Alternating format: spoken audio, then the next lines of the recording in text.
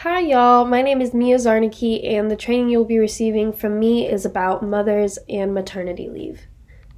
So, a little bit of background. According to Business and Professional Communication by Corey Floyd and Peter W. Cardon, which is our textbook published in 2020, the United States has a moderately masculine culture, and feminine cultures tend to place more value on nurturing behaviors and therefore typically provide more parental leave than employers do in masculine cultures.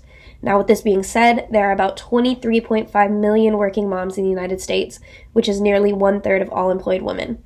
In 2019, the labor force participation rate of mothers with children under 18 was 72.3%.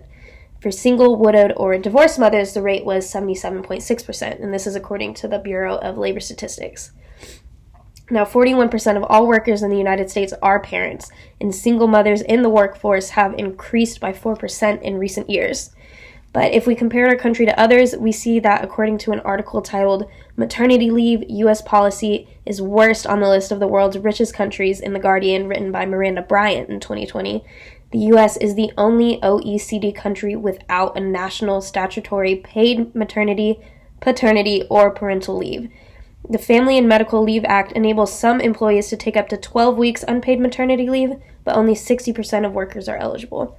Now, with this being said, 8 states, and these include California, New Jersey, Rhode Island, New York, Washington State, Massachusetts, Connecticut, and Oregon, plus the District of Columbia, have passed their own paid family laws. Now, there are both positive and negative stereotypes regarding mothers in the workplace, but the negative ones are more prevalent and affect mothers more. So, the ideal worker in contemporary American society is one who is highly competent, committed, achievement-oriented, and constantly available and willing to work. Now, these ideals are very much at odds with the stereotypes that we place upon mothers. According to a psychological science agenda written by Dr. Eden B. King titled What Mothers Face at Work, published in 2015, experimental social psychological data suggests that the resume of a mother is rated as showing less competence when compared to an identical resume that of a father or a man without a child. So simply being labeled as a mom seems to convey that a person is lacking in ability, which we know is not the case.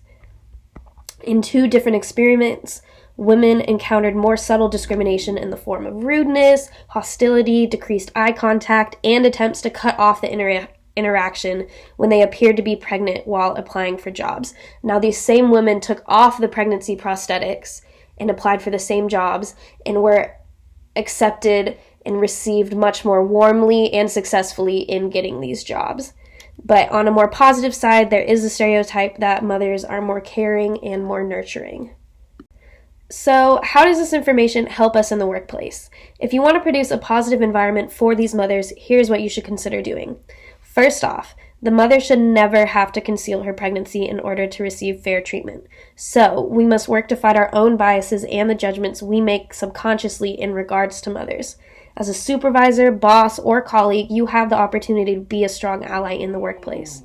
To successfully do this, you must just demonstrate support for families so your employees or colleagues can feel comfortable sharing this information with you.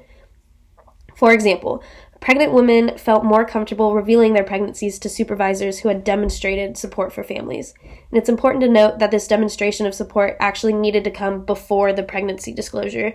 This means that supervisors need to make it clear to their non-pregnant and non-parenting employees that they will care about and support their employees' families.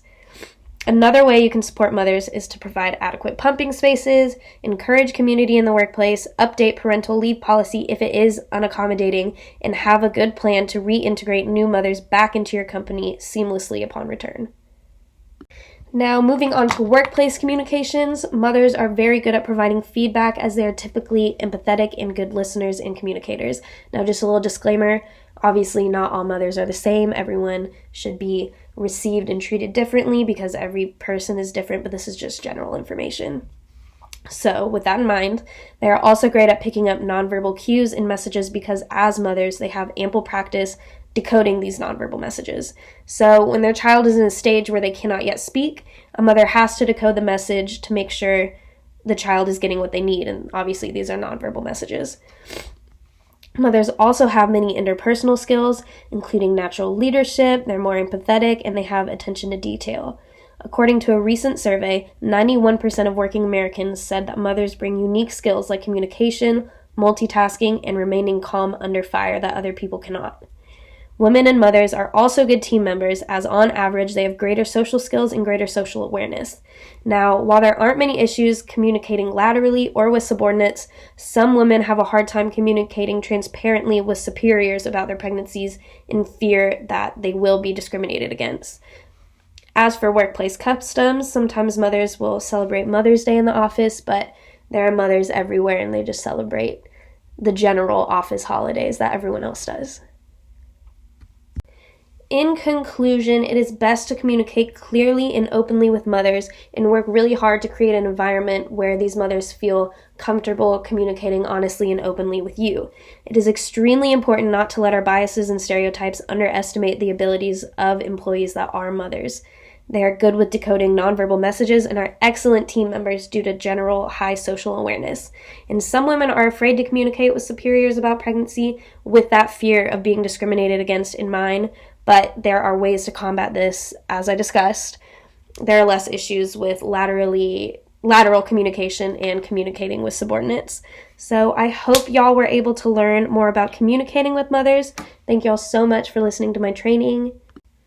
And here are my sources. I apologize for all the sniffles. I'm just getting over a cold. So thank y'all for sticking with me, and I hope y'all have a great rest of your day.